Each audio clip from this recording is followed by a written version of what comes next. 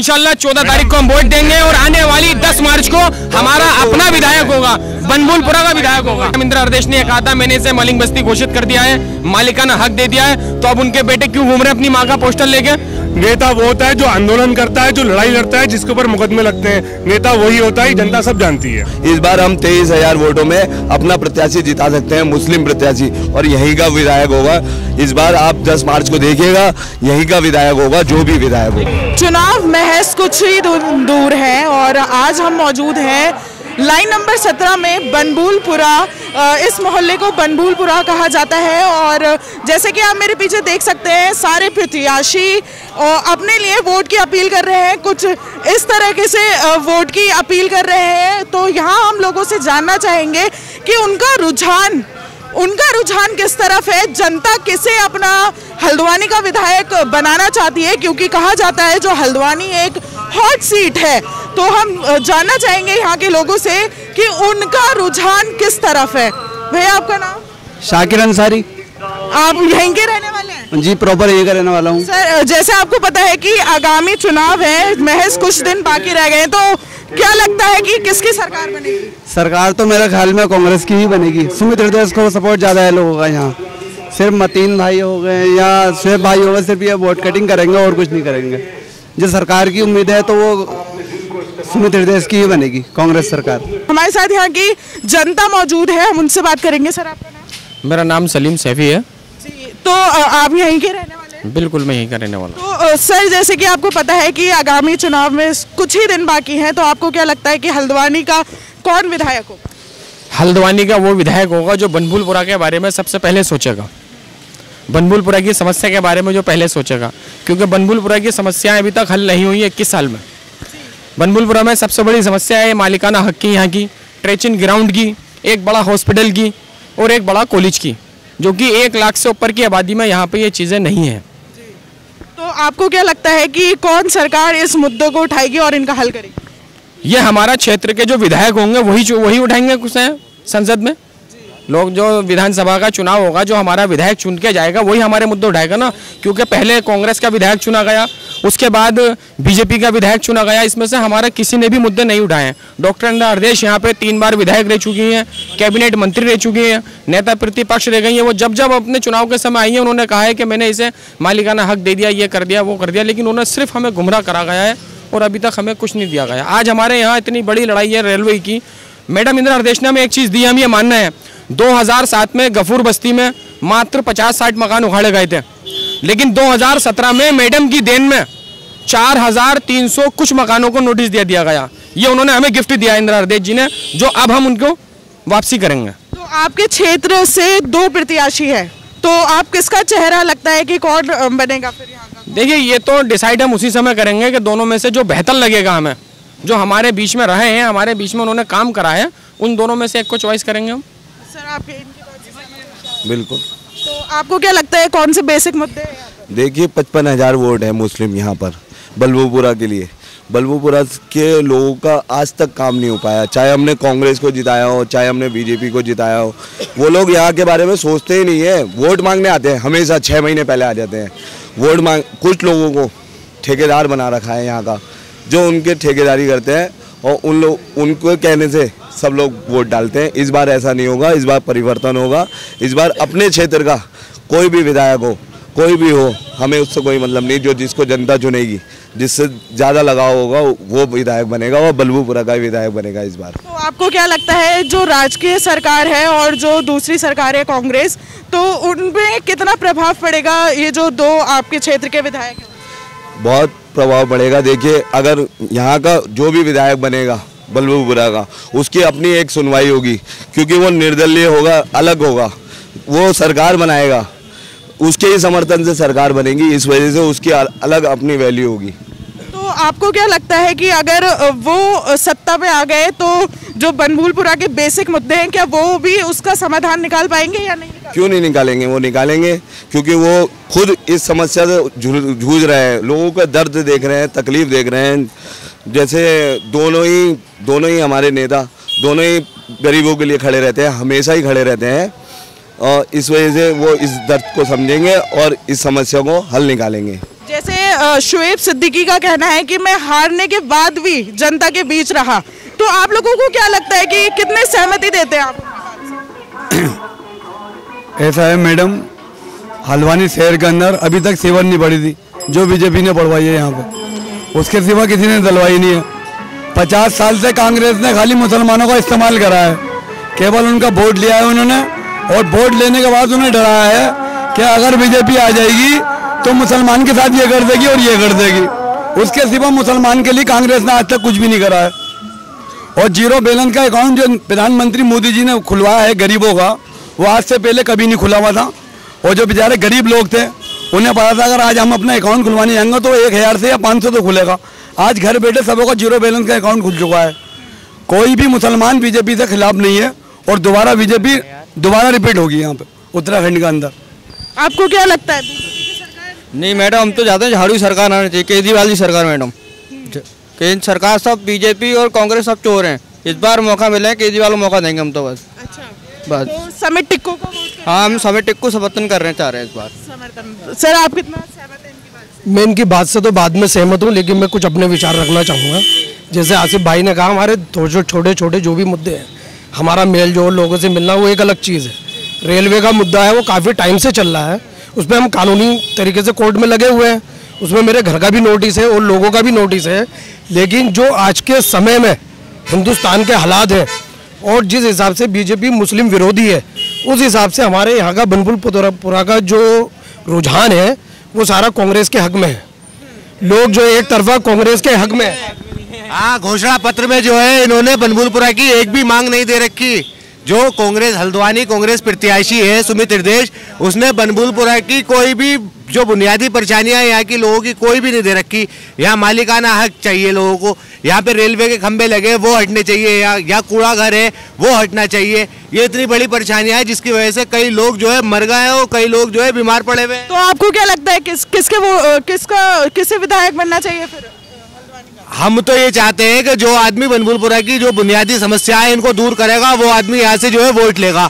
ऐसे नहीं कि कांग्रेस को दे देंगे या बीजेपी को दे देंगे, जो हमारी बुनियादी समस्याएं हल करेगा हम उसे वोट देंगे। अभी जैसे कि हमारे भाई ने ये कहा कि बीजेपी ने बहुत विकास कराया, मैं इनकी बात से सहमत हूँ, लेकिन तब हुआ यहाँ के मेयर बीजेपी के हैं, मेयर के मौजूदगी में रेलवे के नोटिस लगे हैं। हमने मेयर साहब को ज्ञापन भी दिया, पार्षद महोदय ने यहाँ पे बात भी रखी, तब नगर निगम पार्टी क्यों नहीं बनी? मेयर साहब ने यहाँ पे वादा करके गए थे लाइन नंबर 17 में कि अगर मैं जीतूंगा तो सबसे पहले नगर निगम पार्टी बनाऊंगा। मेयर साहब ने लेकिन स्लॉटर हाउस खुलवाया था यहाँ। नहीं, स्लेटर हाउस से कोई फर्क नहीं पड़ता। देखिए, मैं हमारा जो सुविधा है हमारा स्लेटर हाउस से नहीं है, हमें उससे मतलब नहीं है। हमारा सबसे बड़ा मुद्दा है ट्रेचिंग ग्राउंड रेलवे की लड़ाई। ये स्लेटर हाउस खुलवाने की कोई बड़ी बात नहीं। जो बदबू आ रही है, इसकी बदबू कौन सूंघ रहे हैं? हम लोग सूंघ रहे हैं, कोई मेयर साहब नहीं सूंघ रहे हैं। मैं इनकी बात से ये इनकी बात का जवाब दे रहा हूं। जो हमारे भाई ने ये कहा कि बीजेपी सबसे बड़ी दुश्मन बीजेपी, उससे बड़ी दुश्मन कांग्रेस। आप क्या कह रही हैं? मैं फिर वही कहूँगा, जैसा हिंदुस्तान में इस टाइम रुझान है, आपने देखा जैसे लॉबिंग, जैसे मोबिलिंग का कैसे किसानों के मुद्दे हैं, उस हिसाब से हमें ये चाहिए कि हम मुसलमानों को एक होके, जैसे उत्तराखंड में कांग्रेस बनाम बीजेपी, तो हम बीजेपी के साथ नहीं जाएंगे, हम कांग्रेस के साथ जाएंगे। हम बनभूलपुरा वाले बिल्कुल एक होकर अपना विधायक चुनेंगे। इस बार अपना विधायक चुनेंगे हम बनभूलपुरा वाले अपना। एक मिनट, कांग्रेस के पास सिर्फ एक ही ऑप्शन है, मुस्लिम जो यहाँ आते हैं और कहते हैं कि बीजेपी को रोकना है तो मुस्लिम को वोट देना पड़ेगा। इसका ठेका मुस्लिम ने नहीं लिया है बीजेपी को रोकने के लिए।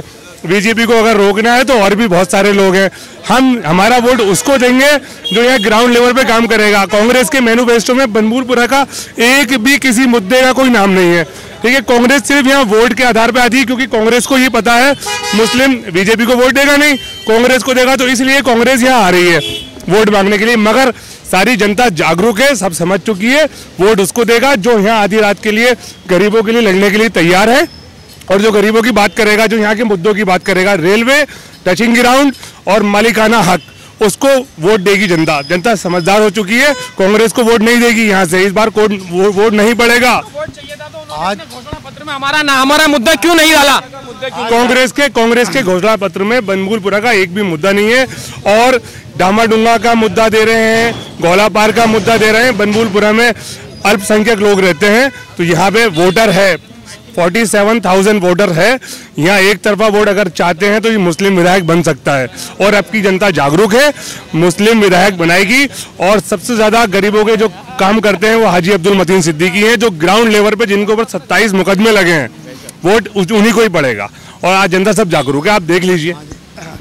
समाजवादी पार्टी जो है हर मसले में यहाँ के जितने गड्ढे, नई बस्ती, इंदिरा नगर, ये खंबे जो लगे हुए हैं, ये नाजायज एक नजूल बस्ती है, यहाँ से यहाँ तक नई बस्ती, इंदिरा नगर, बम्बुलपुरा, कोई हमारे पास कोई ऐसी रसीद नहीं है, पार्टी के कोई भी एक भी मुकदमा नहीं, कोई भी ऐसी रसीद नहीं है। हम किसी आदमी को जमानत करा ले, पार्टी धरना आंदोलन कुछ नहीं करती है। जो हाजी अब्दुल मतीन सिद्दीकी हैं, जब वो समाजवादी पार्टी में थे, उन्होंने आंदोलन करे हैं, लड़ाइयाँ लड़ी हैं।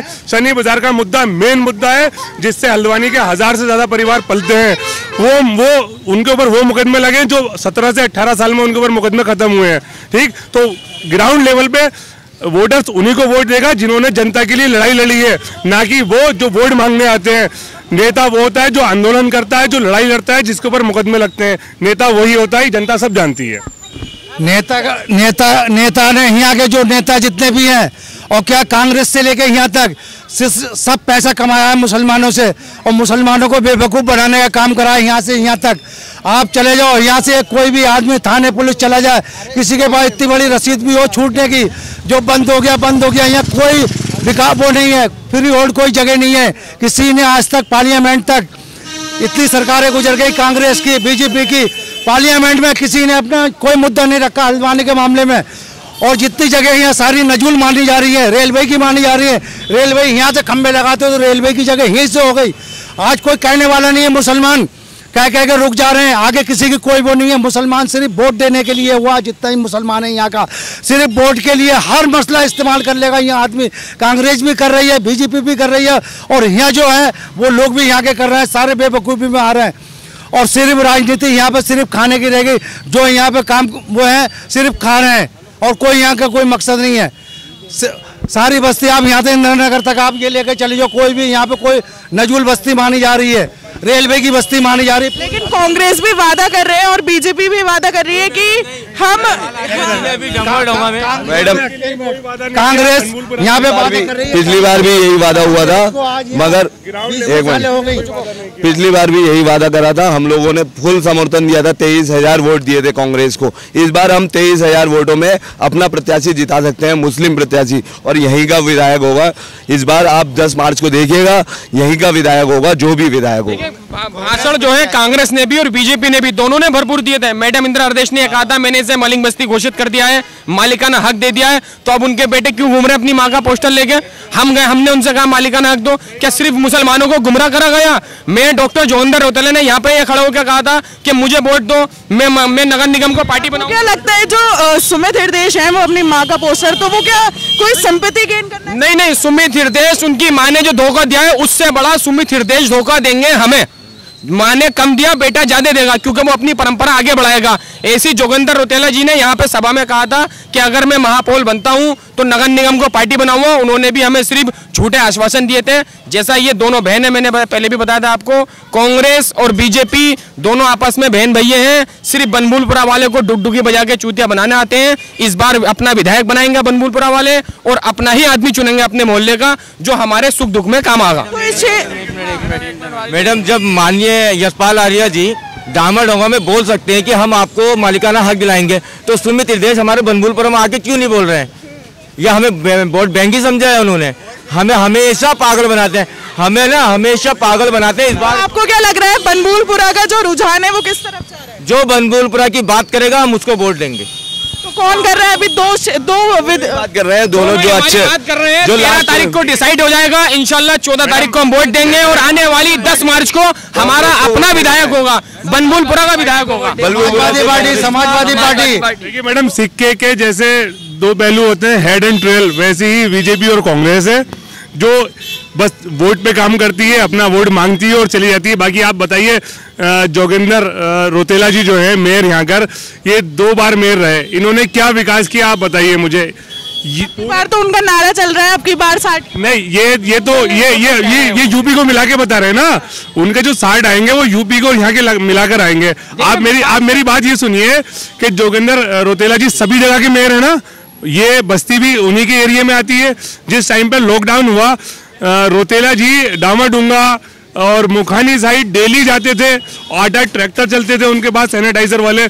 किसी एक आदमी ने एक फोटो दिखा दीजिए, अगर रौतेला जी यहाँ पर आए हों, यहाँ पर आके उन्होंने किसी मुद्दे पे बात करी हो या किसी एक गरीब इंसान की मदद करी हो, कोई नहीं आया। जो यहाँ का ग्राउंड लेवल का नेता है उसी ने लोगों की मदद करी और जो लगे रहे लोगों के लिए। हमारे प्रत्याशी दोनों, कांग्रेस प्रत्याशी और बीजेपी दोनों ही लॉकडाउन में यहाँ बनभूलपुरा के लोगों से दूर रहे, यहाँ के लोगों की समस्याओं से दूर रहे। 5 किलो चावल कांग्रेस प्रत्याशी ने 5 किलो चावल बांटे हैं सिर्फ। हमारे यहाँ लॉकडाउन जब लगा है तो लगभग 1.5 लाख की आबादी को इस तरह से पैक कर दिया गया था जैसे यहाँ पे इंसान नहीं रहते हैं। ये किसकी सरकार थी? बीजेपी की सरकार थी। डॉक्टर इंदिरा हृदय यहाँ पे कौन थी? नेता प्रतिपक्ष थी। उसमें बाद भी हमारी कोई भी आवाज नहीं सुनी। हमारी अगर आवाज सुनी तो यहाँ के लोकल नेताओं ने सुनी है, जो अब विधायक का चुनाव लड़ रहे हैं, हम उनकी सुनेंगे, उन्होंने हमारी सुनी है। बस तीसरे आदमी को हम नहीं जानते। प्रत्याशी जू की फिक्र है, जानवरों की फिक्र है। यहाँ बनभूलपुरा में जो उनके वोटर हैं उनकी फिक्र नहीं है, उन्हें इंसानों की फिक्र नहीं है। इंसानों की नहीं है, सिर्फ कांग्रेस। तो जैसे कि आज आपने सुना बनभूलपुरा की जनता के राय, जो वो चाहती हैं कि 14 फरवरी को कि किस मुद्दों को लेकर वो वोट देंगे, और उनका कहना यह है कि जो क्षेत्र के लोग हैं वो उन्हें वोट देंगे और यहाँ से जो उनके क्षेत्र के होंगे उन्हें विधायक बनाएंगे। हम ऐसी ही न्यूज़ आपको देते रहेंगे, आप हमारे साथ जुड़े रहे। मैं थी आपके साथ वरीशा सिद्दीकी और वीडियो जर्नलिस्ट के रूप में मेरे साथ थे अबशार बख्श। धन्यवाद।